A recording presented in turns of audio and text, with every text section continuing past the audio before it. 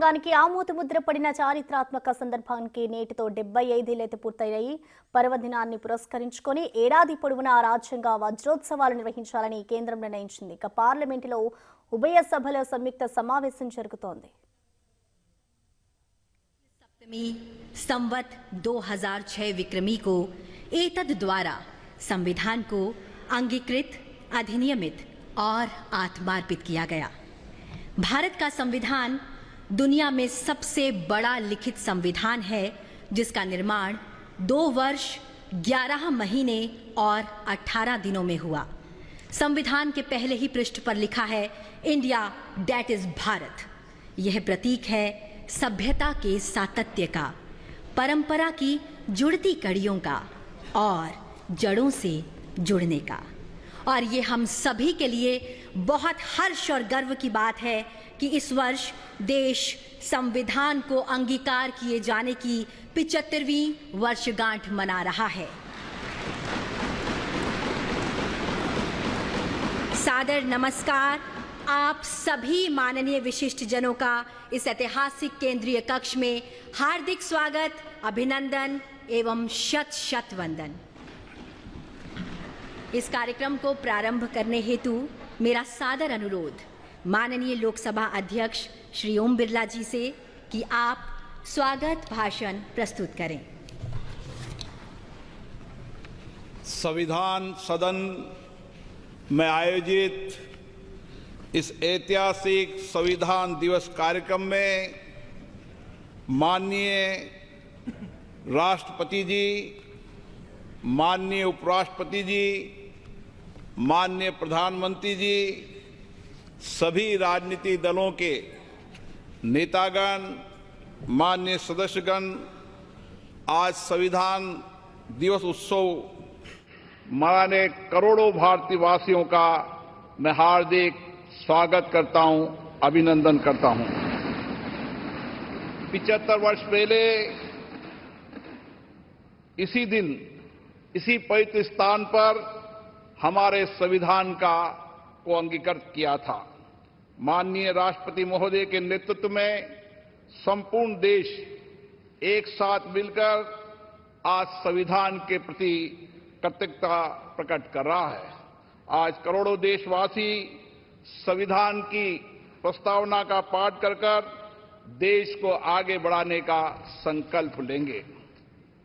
माननीय प्रधानमंत्री जी की प्रेरणा से वर्ष 2015 में हमने 26 नवंबर को संविधान दिवस के रूप में मनाने का ऐतिहासिक निर्णय लिया था। हमारा संविधान हमारे मनुष्यों की वर्षों की तप, त्याग, विद्वता, सामर्थ्य और क्षमता का परिणाम है।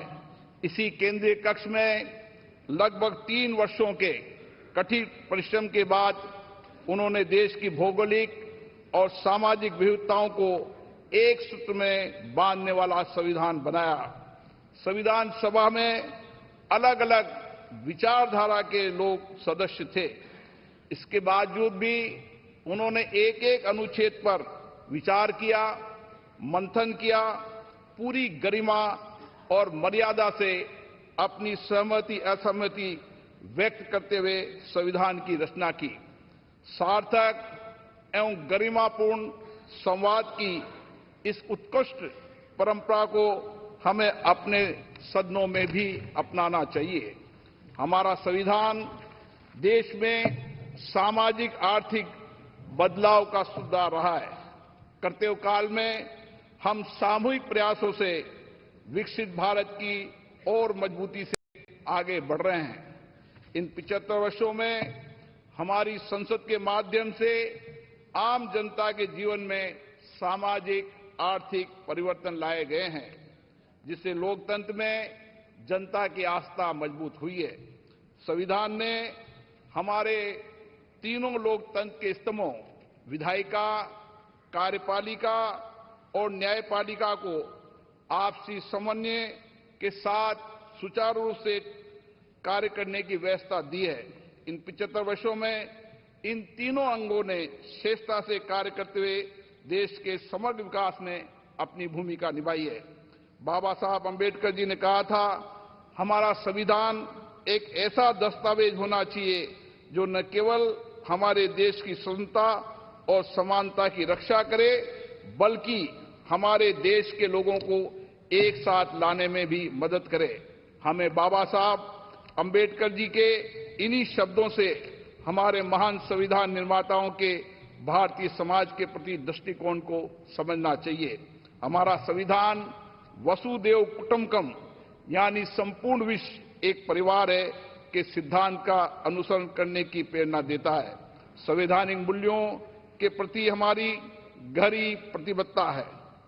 विश्व पटल पर इसी कारण भारत की छवि बहुत मजबूत हुई है।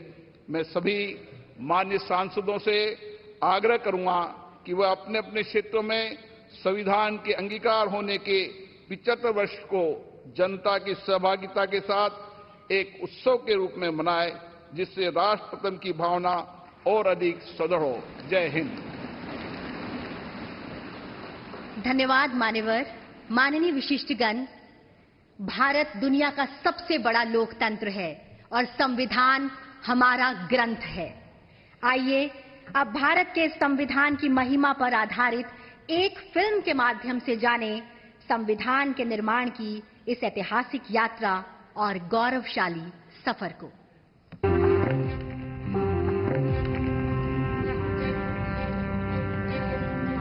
भारत दुनिया का सबसे बड़ा लोकतंत्र, मदर ऑफ डेमोक्रेसी। कई शताब्दियों की गुलामी के बाद जब देश नई शुरुआत के लिए खड़ा था, तो उसकी राह में पथ प्रदर्शक बना हमारा संविधान। डॉक्टर भीमराव अंबेडकर की अध्यक्षता में जब देश ने अपना संविधान तैयार किया, तो भारत के लोकतंत्र को मजबूत बनाने और सबके लिए बराबरी और अवसर सुनिश्चित करने का आधार बना भारत का संविधान।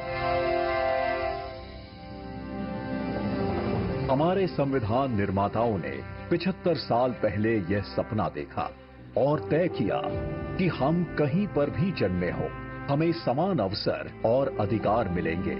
हमारे अधिकार हो या कर्तव्य, देश का हर नागरिक समान है। 75 साल से व्यक्ति के स्वाभिमान और राष्ट्र की एकता की रक्षा करता आया है भारत का संविधान। आज भी हमारे लिए सबसे ऊपर और सबसे पवित्र ग्रंथ। हमारा संविधान अनुच्छेदों के संग्रह से बढ़कर हजारों वर्षों की सभ्यता और परंपराओं की आधुनिक अभिव्यक्ति भी है। स्वतंत्रता के समय जो भारत के लिए कहा जाता था कि ये देश टिक नहीं पाएगा, वह आज विश्व की 5वीं सबसे बड़ी अर्थव्यवस्था है और टॉप 3 इकोनॉमी में शामिल होने के लिए तेजी से बढ़ रहा है, तो उसका श्रेय संविधान के मूल्यों को जाता है। बीते 10 साल में लिए गए फैसलों, बनाई गई नीतियों और उठाए गए कदमों के मूल में संविधान की स्पिरिट रही है। हमारे संविधान के प्रेम्बल की शुरुआत में जो वी द पीपल लिखा, ये सिर्फ 3 शब्द नहीं है। वी द पीपल एक आह्वान है, एक प्रतिज्ञा है, एक विश्वास है। आज के भारत का मंत्र सबका साथ, सबका विकास, सबका विश्वास, सबका प्रयास। ये संविधान की भावना का सबसे सशक्त प्रदर्शन है। संविधान के समानता के सिद्धांत के साथ आज बिना भेदभाव लाभार्थियों तक लाभ पहुंचता है। अंत्योदय के लक्ष्य के साथ वंचित वर्ग और पिछड़े प्रदेशों को हर योजना के केंद्र में रखा जाता है। महिलाओं के उद्यमी बनने में, कप्तान बनने में, ऊंची उड़ान लेने में देश उन्हें मदद पहुंचाता है। देश के प्रथम गांव से लेकर दूर दराज के गांवों तक पहुंच रही सड़कें, सामान, केबल्स और खुशियां संविधान के प्रति देश का समर्पण दिखाता है। विश्व का सबसे लंबा लिखित संविधान उस भारत का है जिसकी सुंदरता सीना चौड़ा कर देती है, जहां विभिन्न विचारों की सारी धाराएं एक ही सागर में मिलती हैं। एक भारत श्रेष्ठ भारत की भावना के साथ आज पूरे भारत में एक संविधान है, जिसकी दिखाई दिशा पर चलकर हम बनाएंगे विकसित भारत।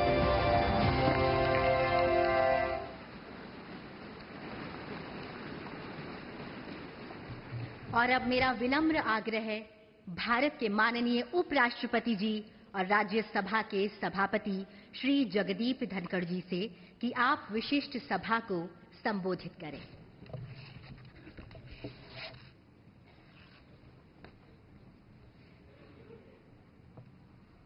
Honorable President,